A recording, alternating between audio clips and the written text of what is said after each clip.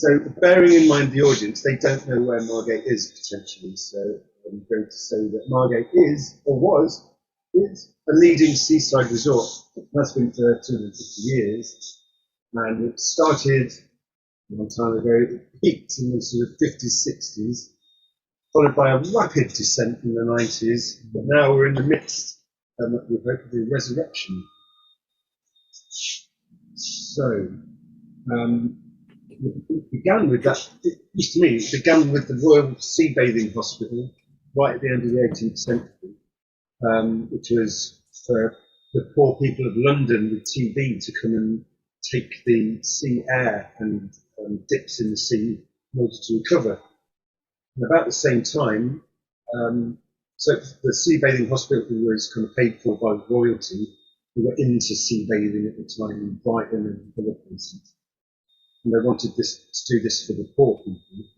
The deaf school was created by a priest, also in London, for the deaf and dumb children of poor people in London to come out here to be looked after. That seems to be the beginning of the Margate as a seaside resort for people coming from London. But 30 to 50 years later, they were getting so much traffic from London that they built a big pier to receive the ships that would bring the passengers from London to Margate, because the railway lines weren't coming out here at the time. And I think that was perhaps the real start of the massive tourist boom. So it kind of got going in 1850-ish. It's one of the earliest seaside resorts, and hugely popular with an entertainment centre called Dreamland beginning a little bit after that and being properly open as an amusement park in around 1920. This is all a bit vague for me because I was only young in those days. Young 90s, I suppose. Yes, that joke. I won't use that joke. Are you pausing for laughter at that point? Yeah. Okay, right. Or groans. Or Yeah. Tumbleweed, yeah. Maybe you could add a tumbleweed animation across there. But the peak, and I speak to people that worked and lived in Margate at the peak, and they would see the biggest bands around every weekend as kids. They'd go to the Winter Garden, see the Beatles, the Stones, all the big names, constant stream of them. There used to be 14 big nightclubs in Margate, so I've been told. That does vary depending on who's talking to you. And I think quite a lot of people have heard of Margate because of the mods and the mod rocket kind of fight down the beach that was enlarged by the press somewhat. But, it did happen, but you can see how busy Margate Beach used to be. And Dreamland was a proper huge theme park, a big draw from people coming down from London to Margate for the Beanos, including, I think we bring that in mind, the BBC One comedy show, Del Boy, Only Fools and Horses, and it's one of Jolly Boys Outing. Jolly Boys Outing. Something like all Pretty day popular out. episode, isn't it? Margate for decades was hugely popular. The whole town was full of hotels, entertainment. They had mechanical elephants that would drive around about 25 miles an hour with kids on the back of it. So I've heard. Swimming pool over winter before they went on tour around the country. Different days, really. A magical peak.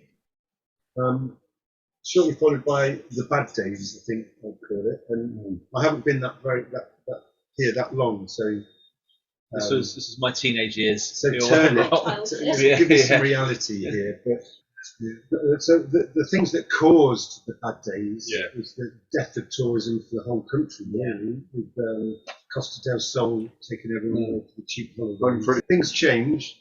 Margate, you can see from these pictures, I mean, the Lido was an amazing place, covered in thousands of people most weekends, same for Dreamland. You can see that they were both in ruins, well, the Lido still is, and Dreamland's had quite a bit of attention. But There were some bad days in Margate, especially Margate, I would say. Out of all towns in Thanet, I think Margate had the bad end of it, really. So, anyway, resurrection is upon us. Started perhaps with High Speed 1. Direct St Pancras. That line was opened, I think, in 2009, but some bits were opened earlier. And we can get to St Pancras in an hour and a half, less than an hour and a half from sunny Margate. Then a couple of years later, they opened the Turner Contemporary and did quite a lot of work on seafront to make it a little bit more welcoming, with the steps. And people say that was the beginning of the resurrection. It put Margate on the map, as it were, and started a bit of a regeneration with more people moving from London, well, visiting and then moving out here. Driven perhaps by the cheap house prices at first, although they have gone up quite a lot in the past 10 years. And it's quite well known as Shoreditch-on-Sea. I'd like to call it Silicon Seaside, but that's because I'm a geek. I'm thinking Silicon Valley. We've got Silicon Roundabout in London. Yeah. And this is the natural Silicon Seaside. Well, I think so. If we could get that going, that'd be great. Yeah. But it's all at the same time, it's still a process in the making, and the government is just throwing money in this direction at the moment. With the town deal getting £22 million, hopefully that goes well.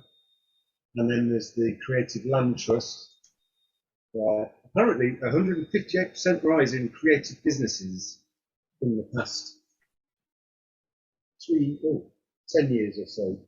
Actually, that's less impressive than I've looked at the date. Maybe I'll just ignore that bit. This influx from London seems to have been led by the arty sort of people. Yeah. There's a huge focus on the arts. For example, Margate School doing what they've done to the old Woolies. Yeah. Yeah. It's really good. But art isn't everything. And one of the reasons I started the Geekery is trying to get a little bit of engineeringness to come up behind the artist. But this resurrection is perhaps driven by an influx of new people escaping East London because it's getting a bit pricey. And also, I wanted to follow this up. I've got new pictures, so resurrection from that to this. This is the reality of the resurrection of where we are now. Now, I just took a photo of the 20 quid note because Margate is on the £20 note. It's got the Turner Contemporary building. And so, I think we're all agreed we're in the midst of a resurrection. So now I've moved away from what Margate was, is, and could be. I'm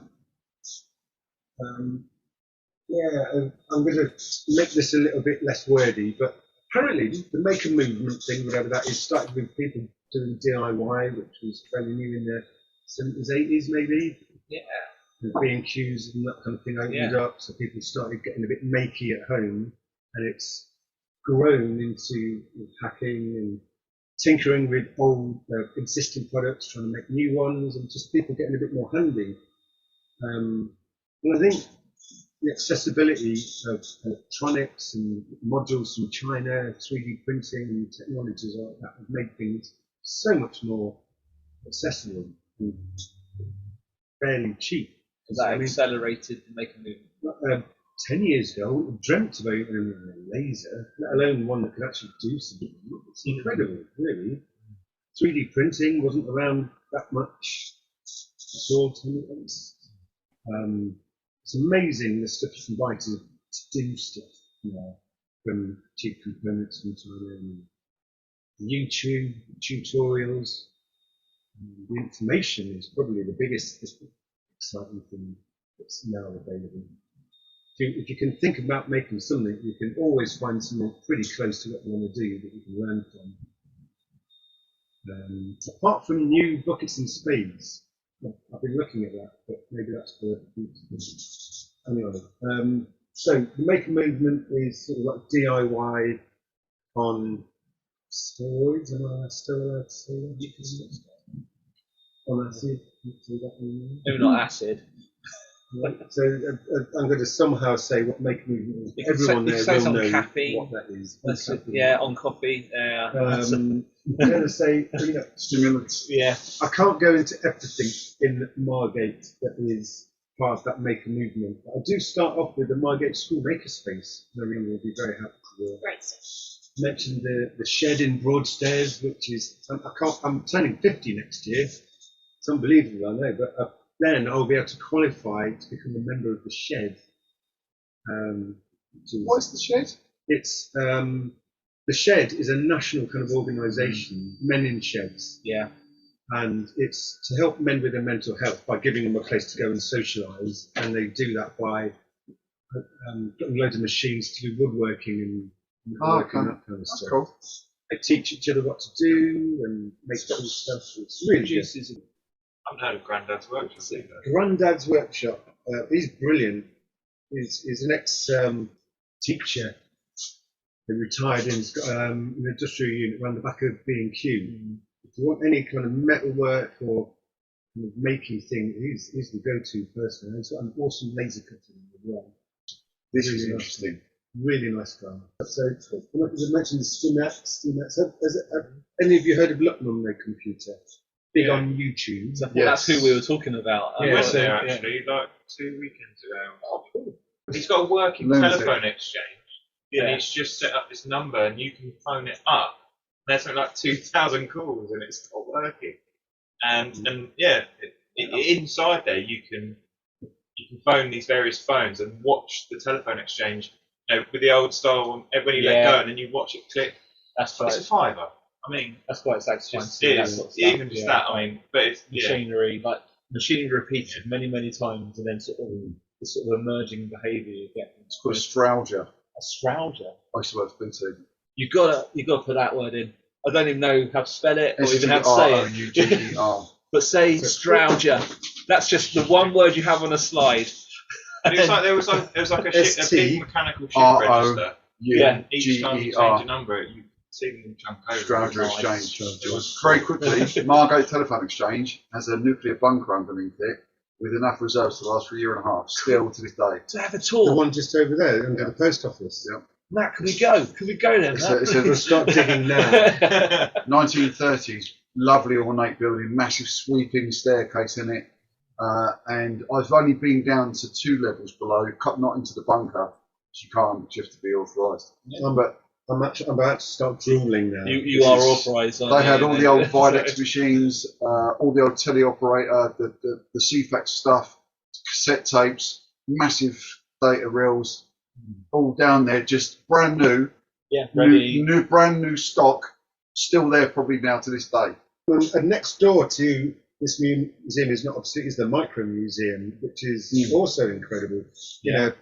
Terrible, because I see toys I played with as a kid in there now, and that was a bit of a moment of, I am old. But now I get into a bit more personal stuff. So I say, there is maker stuff going on here. When I moved down here, I started Planet Technology to meet other geeks, because I didn't know anyone, let alone geeks.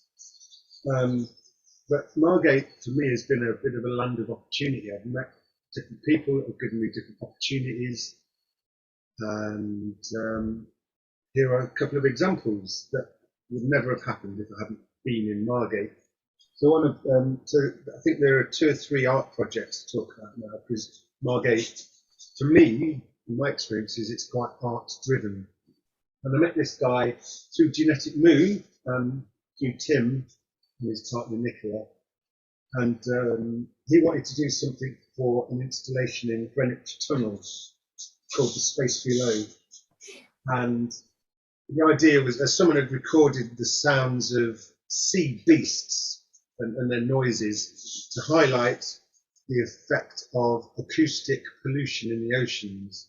So whales now avoid the shipping lanes because the sound of all the ships is a bit of an issue for them, and it cuts their communication. But they used to communicate around the globe with their voices, but now it's all kind of stopped. So, anyway, so the art installation was about raising that issue, and his challenge was to be able to play those sounds all the way down the tunnel from several media boxes, but all in sync. So there's an Arduino in there. Each box, you can see them at this. Hopefully, you can see on this image. There are boxes on the roof of the tunnel, and all of those are like media players. So I used a DF player, which is used in fire alarms and lifts for the voices and that kind of thing, to play back the sounds. I used HC12 comms to synchronize them all. So there's what we call the mothership in the middle that would basically say, play now to all of them, and they would all start playing at the exact moment.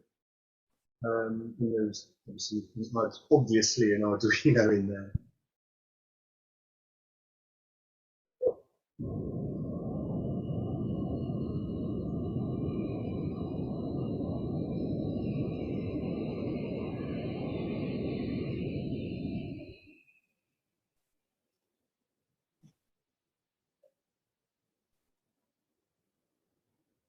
There's some psychopolitics in there as well. So this came up. This happened the day before lockdown happened. Squeezed in, and this is a slightly better video.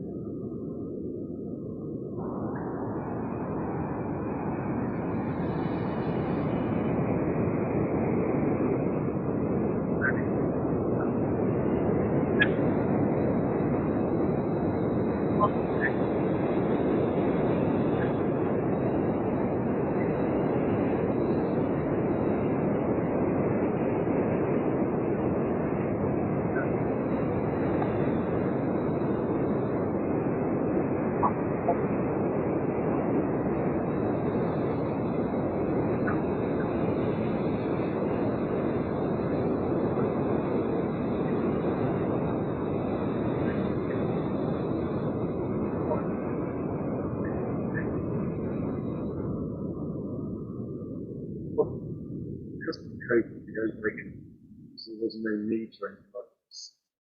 And then there was this other project with Augmented, and this is not my first, but this is my most successful foray into augmented reality. So the picture on the left is the studio split. It used to be called Art Game, but now it's that new restaurant, New Street Bistro, Waverley House. The basement of Waverley House. And if you go down to the bottom of those steps on the left and turn left, you can see the old sea wall, which is fascinating, before they built it.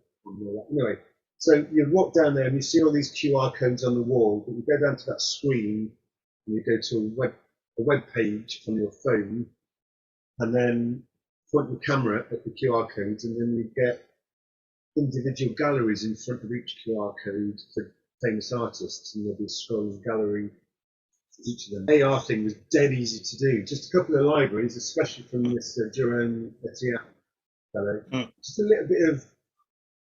little bit of HTML, and you get AR without having the user having to download any app or anything like that. Just go to a web page and you've got AR. It's incredibly easy. So anything with the camera, you need the camera, obviously. But it's just a few lines of code, and you can spot a marker, and you can put on some 3D object. It's so straightforward for not just the developer, but the user as well. Because there's always been that blocker of, I'm going to have to download an app. Yeah. I can't be asked for that. But no, they just go to a web page and it works. It was great. And this was a couple of years ago. And I'll put this link down here because I used his personal, this link up here, Jerome Etienne, is now made into a bigger thing, and it's accelerated. But here's the video of this awesomeness. So the idea of this was the software scraped Instagram for artworks of famous artists, about a dozen of them, that people had been to a gallery, taken a photo, and then shared it as their own content with the hashtag of the famous artist's name. And we scraped those images from Instagram and sorted them out, so you point your phone at the artist's QR code, and then you get a scrolling gallery of stolen art, basically. It was the idea. And I would never have even thought of that if I hadn't moved to Margate. Yeah. Right, so the next thing was, at the time I worked at Resort Studios, and all of those, it's an artist's studios. And when I was working there, I was encouraged to do art, and I decided to do something I called to engineer. And my intention was to show people what engineers do. And the first thing I did was move my workshop into the Margate School, so Margate Now, and I put up a dome and moved my workshop into that dome, and I sat there for a week attempting to make a self-playing ukulele with 3D printing going on and all that kind of stuff. It was a great week, spent loads of time talking to people about what 3D printing was and electronics. Did absolutely have no progress with the self-playing ukulele until I was talking to all these people. The moment there when I had 6 or 7 young kids sat around the 3D printer like a campfire, just staring at wonder at this amazing thing. And it's that experience that I think has directly led to the Margate School and why I keep demoing 3D printing and all that sort of stuff. Because all this tech is familiar to us. Yeah, for most people, it's like, what is going on here? It's incredible. So that was a great week, actually. But also, in showing people what engineering is, I went a bit deep, which is the IDEF thing. So IDEF 0 is a notation that is used to analyze complex systems. For example, for writing down how an airport works. And so, that's a very complex situation. You've got planes landing, you've got security, you've got luggage control, passports, you've got where the food comes from, which plane it gets. It's a very complex system. And IDEF 0 is a way of writing down everything that goes on in that system and optimizing it, and making sure the things that interact the most are closest to each other, logically and physically. So I took this notation and used it to ask people to describe what they do, whatever it is, art, whatever, because you can do that. It's really interesting to use that as a framework to get people to tell me, what they do. And there's an example there of a thermal power plant, very engineering. Yeah. But on the left, you identify the things that are taken in by the activity that's represented by that box. And that activity transforms those inputs in some way to produce the outputs. So it's in, do stuff, and get stuff out. It also identifies the mechanisms and methods you use to do that transformation. And that's the arrow from beneath. And the arrow from the top are the things that constrain that, the things that stop it happening fast, or stop it happening at all, or maybe just guide it, maybe make it better by constraining it, like laws and guidelines and standards. They are constraints, they're positive constraints. And they come from those directions, so you can have a massive graph of all these different functions interacting through their inputs and outputs. So an output from one activity is always the input of another activity. And there are lots of shared controls and mechanisms. So I took this idea, and that's when I get into that dot notation and graph theory, because that's when you combine lots of these into some big, complex system, which Margate is. I'm just focused on capturing the individual's activities at the moment. And here are some examples of, so I sit down for an hour with people and just use that notation and guide them through the process with probing questions and little nudges to complete one of those activities, whatever it is, kind of I've converted this into code, I should say, I suppose, that you can put into graph visualization and maybe analysis software. And ultimately, if I interviewed everyone in Margate and did one of these for everything that they did, and then put it into an analysis algorithm, we could have a simulation of Margate and everyone that lives in it. Wouldn't that be interesting? Interesting. Anyway, but I love doing these because it's like an hour with someone else where I really get to understand them, and it just burrows into my mind. I love it. But then I started the Geekery, and it's all of that. I'm going to speed up a little bit because you're here and you can see it, so I don't need to say it. And there's some pictures. Can you believe that one at the top left is what this beautiful space used to be?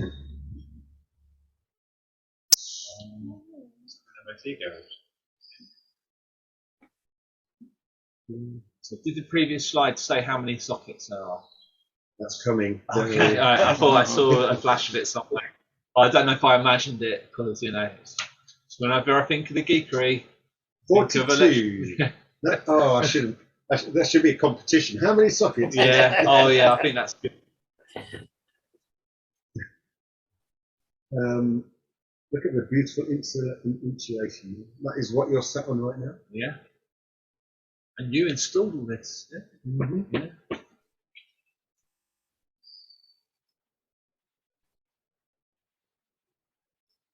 Oh, that's the French cleat wall going up. Unfortunately, I haven't got a better photo. I might have to take everything off there, take an arty photo of the French cleats. But, I've got a carpenter to do that, but all that packing and stuff, it looked very complicated. Still quite privileged. I got to come along just after it went up. Yeah. You smelt the. Oh, it smelled really wood. Good. It smelled fantastic. Yeah. So these people have never been here, and you are here, so you could have a different experience of this. But, yeah, there's the artist photo of the French cleat wall with some of the number of sockets here. Blah, blah, blah. Oh, and I've got a special Margate photo there. And the big thing is the community. That part of the reason I started the Geekery was to be a stick in the ground for geeks to come towards. And of course, there's this. And the tech club is a huge thing for me. But the tech club is so you know we do the Margate Tech Club at the wonderful Margate School monthly. But there's this holiday club thing I talked about before. But we're just trying to see what sticks. There's the digital den stuff. You know, how can we use that to benefit these kids? The summer schools. You know, I've been a STEM ambassador here for ages. I've had a couple of people from Enfield. I gave a presentation about 3D printing to 3 classes all at once. So I talked about the Geekery. Renting these desks isn't really working. Mike's still there. Well, not now, but he's still renting that desk. No one's rented these 2 desks. So I might give up on renting these 2 desks and maybe do hot desking or a workation away day thing for Londoners with an added engineering experience during their brainstorming session or something like that. You know, because that's of the place, as I say there. You know, we're coastal maritime, so monitoring the coast, all that kind of stuff. But also it's about tourism. You know, people come down here to visit. Maybe they want to do a bit of geekery on their holiday, if it's possible, or a working holiday.